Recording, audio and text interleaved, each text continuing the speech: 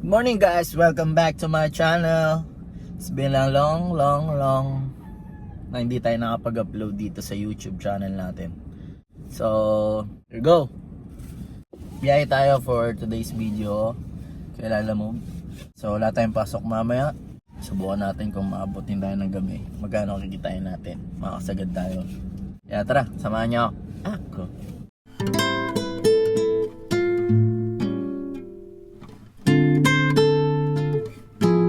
What up guys, it's your boy Dane Ringar Vlogs and welcome back to my channel. First upload natin this 2025 since di tayo masyado nakabiyahe. Hindi pala, hindi lang ako masyado nakapag-video. Kung samahan nyo ulit ako, babiyahe tayo ngayon. Subukan natin kumuha ng kay Angkars, ng pasahero kay Angkars. Wala, lapag tayo kay Lalamove. Ganun lang kasimple. Sa mga nagtatanong bakit wala pa akong pwede akong mag-apply kay Grab, kay Joyride. Need kasi nila need nila ng probationary authority, which is yung PA na ina-apply. So nag-apply naman na ako. Medyo matagal-tagal pa nga lang yung dating niya, pero on process na. Sana this February dumating na siya para makapag-apply na ako kay Grab, kay Joyride or InDrive. Kaya ngayon, kay Angkars muna tayo since wala pa tayong PA, pilot run, nakakabiyahe kami. So yun, let's go. So meron na tayong first pickup. Pickup dito sa may San Juan lang. Ang deliver niya sa may San Juan lang din for 202. Pickupin muna natin to for 500 meters, 2 minutes. Let's go.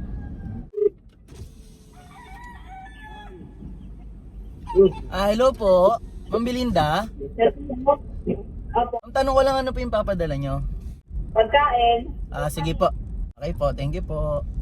First pickup 202. San Juan to San Juan lang guys. Kaya getchingin na natin to ba? Getchingin pa ng iba. Hello ma'am, nandito na po ako sa may brown na gate.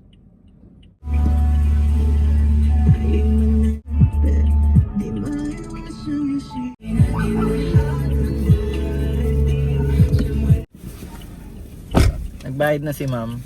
Tapos may free lunch pa. Alright, let's go. Thank you po sa inyong mabisa. Binigyan tayo lunch ni ma'am. Napaka sweet. So dali na natin to sa may EDSA Corner Connecticut for 16 minutes, 5 kilometers. Kaya let's go. Apo sir, 5. Thank you po. Drop up tayo. Lookin nyo tayo ng second booking natin for this day. So meron na tayong pick up. Dito pick up sa may Boni Serrano. Good morning po. Hi, good morning ma'am. Ilang. Ma'am, yung papunta ng Santa Mesa Heights. Tanong ko lang. Oo. Opo ma'am, tatanong ko lang ano po yung papadala nyo. 3 sako ng gatas. Okay po. Sige ma'am, papunta na ako. Okay, Paliko thank you. na. Okay po, thank you po. Okay, thank you. Thank you, bye-bye. Thank you po, thank you. So, pick upin muna natin to. Tapos looking tayo ng pan-double book natin papuntang Quezon City. Kaya tara, let's go. So meron na tayong pan-double booking dito lang sa San Juan drop. So priority siya. Unahin muna natin siya ma-drop. Tapos rekta tayo ng Banawe for 277 lang kasi yung lapit. Kaya getchingin na muna natin to. Ay sir, sa'yo yun? Papuntang Santo lang sir.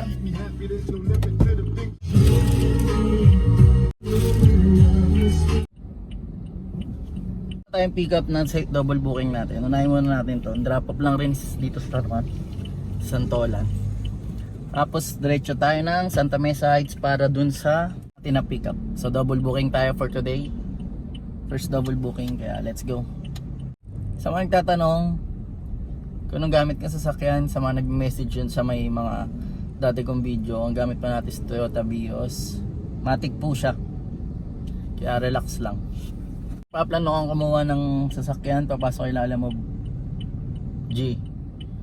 Nung bare months, maganda yung kitaan. Ngayon, medyo lang, hapayaw-hapayaw lang. Pero kita pa rin naman. Tsaka nababad ako kay Angkas na karaan. Nakachamba tayong pan double booking. Lapit lang ng pick up, 1 kilometer lang para dun sa nauna. Yung papunta ng Santa Mesa Heights. So, diskarte rito sa double booking. It's either kahit wala yung dun mismo sa una mo na pick up, pili kayo yung mga madadaanan mo. Basta kasya. Kasi minsan malalaki, hindi kasya sa ano. Pero para sa mga SUV yung malalaki, yung sakay ng maraming box. Kasi ito sa sedan, katulad nung December, nakapagsakay ako 8 box. Galing Bulacan papunta ng Caloocan. Isang biyahe lang siya. Pero nasa 600 plus naman yung fee niya nun. Pero layo pa rin, di ba? Galing Santa Maria, Bulacan. So yun, pag nakapag double booking ka, kaya pa nga triple basta kasya, banat. Siyempre tatawagan mo muna si pickup kung ano yung papadala. Nakapakiramdaman. Tulad niyan, delete lang nung dala. 3 sako tapos itong mga pagkain, 4 na box pero maliliit lang. Hindi ko nagawa nung December yung triple booking eh, kasi ngayon nagtitsempo sa akin na pickup. Mga pickup ko malalaki. Pero kung yung una na pickup ko maliit, matik. Yun, makakasabay ako puro double booking lang. Basta on the way yung pickup mo, sa second booking, kuha ka na second booking. On the way, kahit hindi iisang drop off, hindi magkaano, basta may madadaanan, pwede mong sabayan yun. Kaya naman diskarte rito, tsaka medyo tignan mo rin yung mga pipiliin mong biyahe para medyo maganda-ganda. Kung maganda-ganda yung presyo, tapos may pansabay ka, di isang papunta mo rin sa kung ano man yung unang na pick up mo, sino unang ma-drop off, basta on the way, yun na yun, banat na yun, nagdagkita na rin yun. So let's go, drop na muna natin tong sa Santolan Town Plaza. On the way naman, San Juan lang.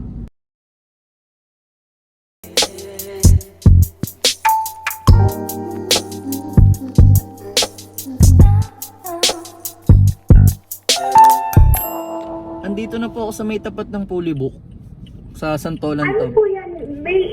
May kukunin po ako. May ano po? May yung deliver po, kukunin po sa akin. Yung galing po sa logistics. Ma'am, ano hintay nyo? Magkaan po? Grab? Ano pa yung lalamove? Ano po? Galing kay logistics? Ano name nyo, ma'am? Angel. Bautista? Ano ba yun? Kuya, ikaw ba yung tumatawag? Tumatawag po. Sebastian pala, Angel Sebastian. Opo. Sorry. Pwede ka na po ko din? Opo, ma'am, wait lang, bababa ako. Kaya ba? Hindi, dalawa po. Ah, sige po. Okay, kaya po. Andun na pala siya sa labas. Kaya pala tingin ng tingin. Eh, nung pagbaba ko, nabanggit ko, ma'am, ano hinihintay nyo? Grab? Sabi niya, hindi, lalamove po yung pagkain. Tapos sabi niya, ano name nyo, ma'am? Angel Bautista, sabi ko. Angel Sebastian pala.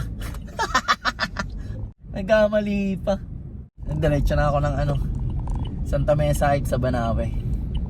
Uy, 1.5 kilometers lang. Pick up ka na. 172, papuntang Laloma. Sakto, pagdating ko ng Banawe, dadrop ako ng Laloma.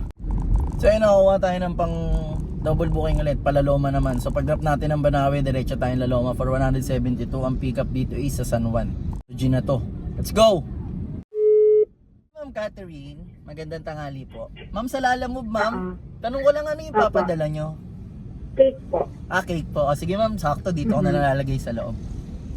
So may pick up tayo ng cake, yun yung papunta ng Laloma. Dito na natin siya lalagay. So, 4 na booking natin for 172. Galing kay Catherine. Ano ba distance, sir? 48 Scout Castor. Kaya lang sir, nandun sa kabila. Opo. Check, isang utos na po. Kasi Susunod agad. Sige po sir, salamat po. Drop off item tayo ngayon. Dali na natin Santa Mesa Heights yung kanina pa. For 3.8 kilometers, 14 minutes para dun sa may kasabay kanina.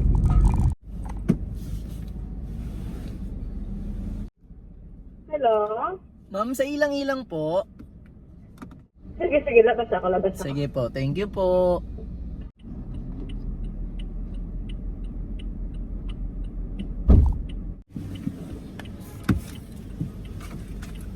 Drop off done. Booking natin. Ano tayong pang-pip booking? 1, 2, 3 4 drop-offs for 448 Santa Cruz, Santa Cruz, Quezon City, Madasimbo. Isang drop-off natin, Santa Mesa. Let's go. So, Santa Mesa tayo. Kunin na natin to. First pickup natin, 16 minutes for 3.7 kilometers. 1/3 natin drop, pick up sa may Quezon City, 6.6 kilometers. Nakuha na natin yung first booking tsaka second booking. So, punta na tayo sa third. Tapos, drop tayo ng Santa Mesa for 448 pesos. Yeah, let's go. So, na-pick up na natin yung pangatlong item nila, madam. So, drop off na natin sa kanila lahat ito sa may Makisig, sa may Bacood, Santa Mesa. Let's go for 448. Eh! Hello po. Hello po. Ma'am Lala Yes mo, po. andito na ako sa tapat ng 324. Ay, sige po. Si Rodel po.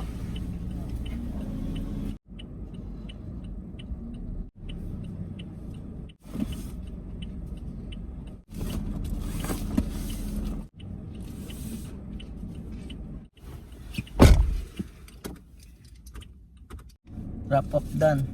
Bigay na yung 500 si sir. So naka 1,400 na tayo sa 5 biyahe. Time check natin is 3:30. Bumiyahe tayo kanina ng mga 10. So 5 hours and 30 minutes for 1,400. So yun, dito ko natatapusin yung video ko. Kung umabot ka rito, please subscribe my channel. Hit mo na rin yung bell button para updated kayo sa mga bago kong video. So this is Dane Ringor Vlogs. Ciao.